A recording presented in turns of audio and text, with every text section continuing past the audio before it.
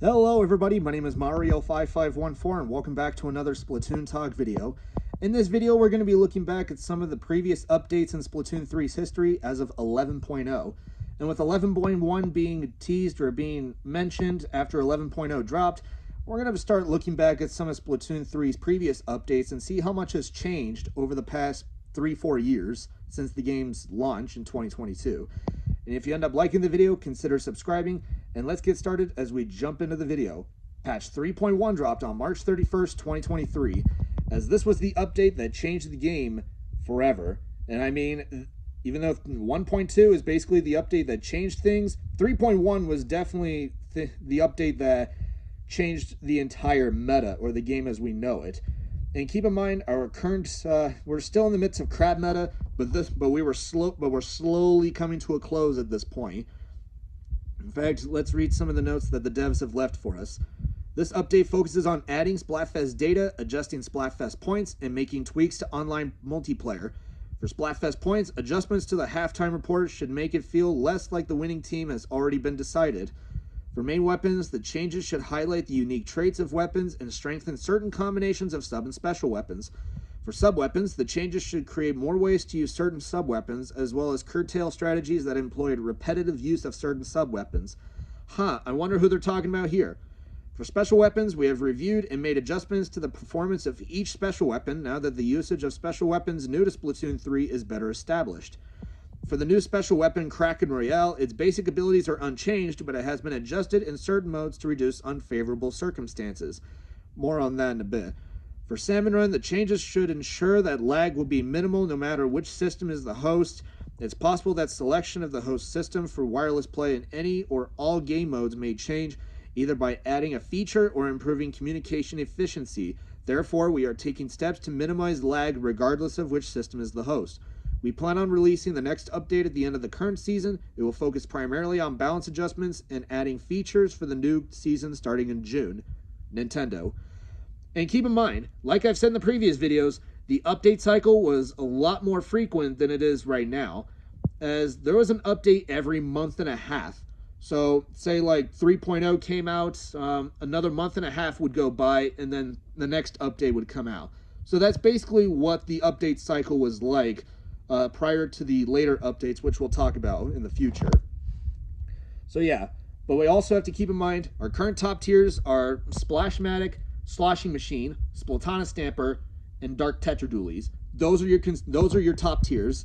However, when 3.1 came out, things changed drastically, or things changed in a direction that people were expecting, but at the same time they were not expecting. So, added features, feature improvements, and adjustments.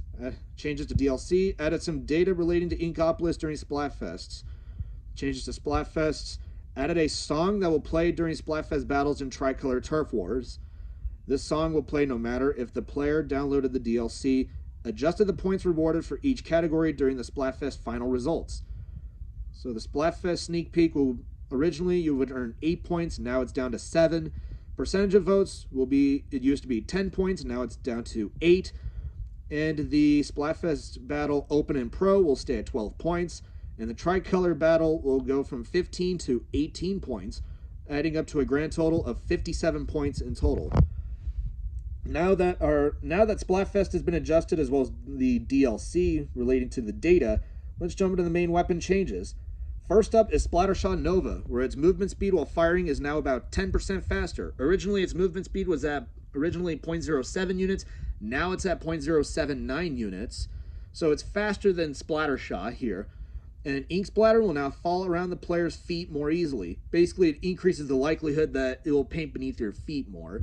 So yeah, Nova got a paint buff here. And it's not the first time, and it's not the last time the Nova will get a buff. It will start getting other buffs in the future, which we'll see. Up next is Luna Blaster, where the radius of the explosion area that deals 70 damage has been increased by about 50%. Originally, it was at 1 unit, now it's going up to 1.5 units. No changes to the radius of the area that deals 50 damage.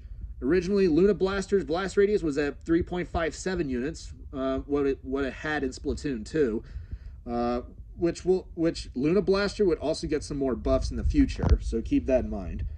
Up next is the Big Swig Roller, where they adjusted the damage fall-off rate based on vertical swing distance, making the amount of damage fall off more gradual than before. Due to this change, the distance where 100 plus damage can be dealt was extended by roughly 15%, and the distance where 50 plus damage can be dealt was extended by roughly 49%. So Big Swig got its damage fall-off rate increased or extended, making it easier to tag people from a distance, but it's only for the vertical flick, which is still a very solid change. But still, Big Swig is still in the hole in this game right now, and it wouldn't be until later that Big Swig would start seeing more and more use. Up next is the Snipe Rider 5H, or its nickname as people give it, Pencil, where its maximum damage has been increased from 60 to 68. A random change of the pencil was given, and it would be an influential change which we would start to see later on when Pencil would start to see more and more use. But at this time, Pencil is more of a niche pick at this time. So your cooler weapons such as NZAP 85 and Tri-Slosh Nouveau are still considered your best cooler weapons right now. And it wasn't until later that Tacticooler would start getting noticed. Up next is Slosher, where they adjusted the damage fall-off rate when a player attacks someone vertically lower than them, making it more difficult for damage to decrease. Due to this change, the minimum amount of damage dealt to opponents will be at 50. So that basically means its fall-off damage is locked at 50. Regardless of how high you are in the air, you will always deal 50 damage. So instead of being a 3-shot when you're in the air, now it's more of a 2-shot, which increases Slosher's viability substantially, but Sloshing Machine is still in the spotlight, and Slosher is still within its shadow. Up next is the Mini Splatling, where its firing duration was increased by roughly 17%. This was the first major change that Mini Splatling has been given in this game, and it won't be the last. But this was a step in the right direction for Mini Splatling here. Up next are the Dapple Doolies, where the amount of time it takes for a player to be able to act after a dodge roll was shortened by roughly 0.06 seconds, or by about 6 frames. So yeah, you're now able to act out of your dodge roll 6 to 8 frames faster, I think. And they even did the same thing for Splat Doolies, where the dodge roll movement speed was increased, shortening the amount of time it takes to move by roughly 0.06 seconds. Roughly similar to the buff that Dapple Doolies was given as well. And last up is the Reflux 450, where the angle of diffusion was made narrower depending on the amount of charge, making it easier to focus on attacking a single area, and its movement speed while charging is now about 20% faster. So this was like some of the first buffs that both Tri-Stringer and Reflux were given, but at this time they're still not that good weapons. Tri-Stringer is still in the pit, and Reflux is only shown in Turf War, because Turf War is very big in Japan. On to the sub-weapons. First up is Angle Shooter, where the radius of the ink splatter that occurs when it hits terrain has been roughly doubled. I mean, Angle Shooter, or Dart as it's called, has basically still been struggling, and I'm sorry, but the sub is still in the trash can here.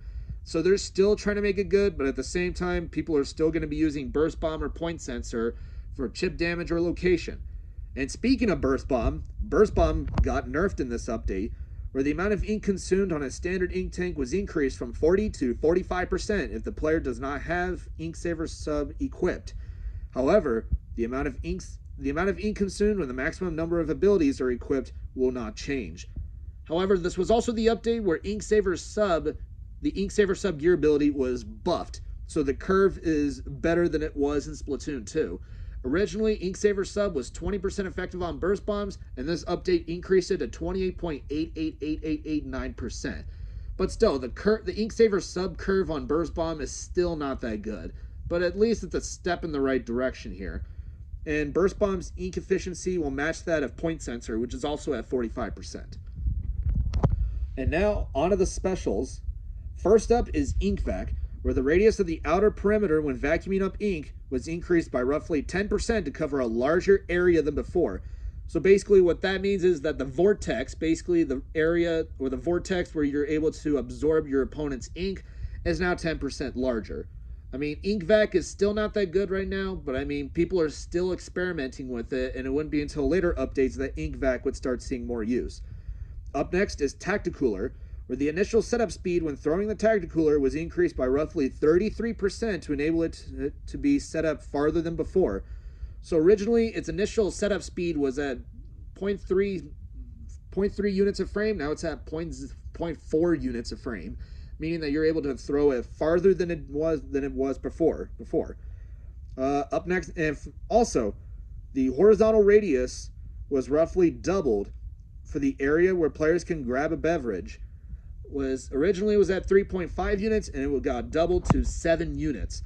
So this was like another major buff that Tacticooler was given. But remember, it's not until later that Tacticooler is starting to see more use. Up next is Reef Slider, where the amount of damage dealt when getting caught in an explosion at long range was increased by about from 60 to 70, and the radius of that area was increased by roughly 17%. Which, I mean, is one of the few changes Reef Slider has been given and trying to increasing its use. But remember, it's not until later that Reef Slider is being used, and it's still like one of the worst specials in the game. On top of that, the radius of the ink splatter from an explosion was increased by roughly 21%. So originally it was at 7 units, and now it's going up to 8.5 units. So the paint radius on Reef Slider is now bigger than it was. And you're about to see and later on after this update, people would start using Reef Slider for certain situations or as a tactic or as a strategy to use in certain modes, which you'll see later. And next up is Inkjet, where the radius of the explosion area that deals 50 damage was increased by roughly 43%. So originally, upon the game's launch, Inkjet's 50 damage radius was nerfed. Originally, it was at 2.5 units, and then when the game came out, upon the game's launch, it got nerfed to 2.1 units. So this change increased its 50 damage radius from 2.1 units to 3 units. No changes to the radius of the area that deals 30 damage. So this basically increases Inkjet's usability, and the jet of the ink that comes out when pressing the B button has been strengthened, enabling players to jump higher than before, which also increased Inkjet's usability even more. So yeah, we'll start to see Inkjet a little bit more in this update, after this update. Next up is Ultra Stamp, where the radius of the area where a player can be damaged from the shockwaves of continuous stamps was increased by roughly 43%, making it to where its rush mode radius was increased from 2.8 units to 4 units, and that's only in rush mode. They also improved the turning performance when doing continuous stamp attacks, making it easier to change direction. And when doing continuous stamp attacks, the stamp will now be displayed as translucent on the user's screen, making it easier for them to see where they're going. So originally it was just like solid, and now it's like see-through, allowing you to see where you're going without any issues, so you don't go off the map or something, or off the stage. However, it also came with some special weapon nerfs. First up is Crab Tank, where they introduced an interval where players cannot attack for roughly 0.33 seconds after returning to attack mode from mobile mode, basically from ball form to tank form. So basically, you now have an interval which lasts a third of a second between going from ball form to tank form. So instead of taking like no time at all or no delay before you go from tank form to ball form, it now takes a third of a second for you to go between tank form and ball form, and the amount of time it takes for players to act again after the special ends was increased by about 25 frames from what I found out. So basically, originally when the special wore off, people could just attack you with 2 burst bombs and finish you off there. Now it takes them about 25 frames for them to actually attack you. Originally when the special ends. So that basically gave you the advantage to actually go after the user after their special ends. So this right here was the end of Crab Meta, and it toned back Splashmatic from being considered a top tier to a very high tier. However, people have continued to argue to this day that Splash is considered a top tier. And yeah, that argument still continues to this day. So yeah, Crab Tank went from being an absolute broken special to being more of a balanced special. Also, Kraken Royale would also get some nerfs as well. They made it easier for a player to be pushed back by an enemy attack in tower control mode when the player is on the tower. So originally, when Kraken came out in 3.0, people were just using Kraken Royale and tower control, and when people would use like a Booyah Bomb to try to push them off, it did nothing. So this basically made it to where if you're on the tower, your knockback on the tower was vastly increased. So yeah, you have to be more careful in that instance, and yeah, tower control was probably not your best place to use Kraken. But they also made it so that a player will drop all their clams and power clams wherever they are when they use the special in Clam Blitz mode. So originally, when you deployed the special in Clam Blitz, when you have the super clam or the clams, you basically could just hold on to them when you're using Kraken. And it wasn't until this update that they made it to where if you deploy the special, you drop all your clams or the super clam, basically the football that you'll see. But I mean, majority of the time, people would just be throwing the clams or the super clam to their teammates before they deploy the special. So this is basically like in case you forget kind of thing, which I think is an okay change. And it toned back Kraken from being like a broken or annoying special to a relatively strong special. And Kraken was fine from there. But it wasn't until later that Kraken would also get some more changes. So this is the first time that Kraken was given these changes, and it won't be the last. But we also have some ability changes here. First up is Sub Resistance Up, or SRU, where the damage from burst bombs and fizzy bombs will be reduced more than before, even with just a few gear abilities. The damage reduction from equipping the maximum gear abilities will not change, which basically makes this ability more powerful when dealing against weapons with burst bombs or fizzy bombs, specifically weapons like Tri-Slosher Nouveau or Splashmatic, or even Sloshing Machine. However, Opening Gambit was also given a buff. If a player splats for assistance splatting an enemy while this gear ability is in effect, the effect will now be extended by roughly 15 seconds instead of roughly 7.5 seconds. But they also made it so that the Intensify Action gear ability will also occur when this gear ability is in effect. The effect is equivalent to 3 primary gear abilities, which is actually a huge change for Opening Gambit. And yeah, Opening Gambit is still one of the most popular gear abilities in the game, along with Comeback and Last Ditch Effort at this point. But it also came with some points for special changes, which there's only 2 of them. Carbon Roller Deco will get Trizuka at 190p, and 96 Deco will get Kraken at 210. I don't know why they did this, but yeah, they should have did this to Splash as well. But Splash is still 200p. The sound effects for an opponent's Kraken Royale are now easier to hear from a distance, which you can count that as nerf number 3. So yeah. We also have some changes to Salmon Run. Made the interval between touching a golden egg and being able to use it roughly the same for all players. By adjusting the animation speed when a golden egg goes into a non-host player's life ring, the interval between touching a golden egg and being able to use it is now roughly the same for the host and non-host players. However, if communication delays exceed a certain level, the timing may not be the same as the host player. So yeah. However, there were also a few bug fixes here, but I mean, it's not as many as we had in 1.2 or in 2.0, or even in 2.1. However, there was also a bug that Crab Tank had. They fixed an issue that allowed Crab Tank users who held down the ZR button before changing from mobile mode to attack mode to start rapid fire slightly faster than usual. So yeah, this was a bug that got ironed out. Now it charges up at a normal interval like you would if you weren't holding it down. So yeah, that's a nice change here. However, another bug that got ironed out was that they fixed an issue that enabled players to do a squid search or squid roll during the period when player actions were supposed to be disabled after the effects from the Kraken Royale wore off. So basically, originally, when the special was about to wear off, and when it did wear off, you would just be able to perform a squid roll. Yeah, originally, you weren't supposed to do that, so they fixed that issue here. And of course, we also have a few other fixes here for the other modes on certain maps, other fixes to Salmon Run, and then other fixes overall.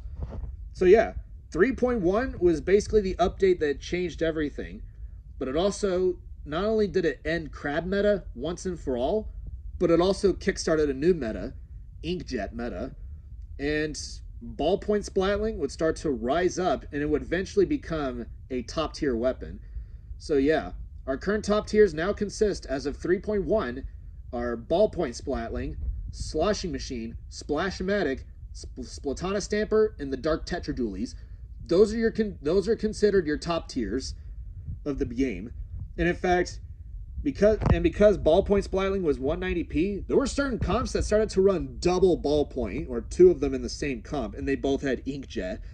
So yeah, 3.1 kickstarted inkjet meta, and we would start to see it a little bit in the future, which we'll talk about in the next video. Thank you all for watching, and I will see you all next time.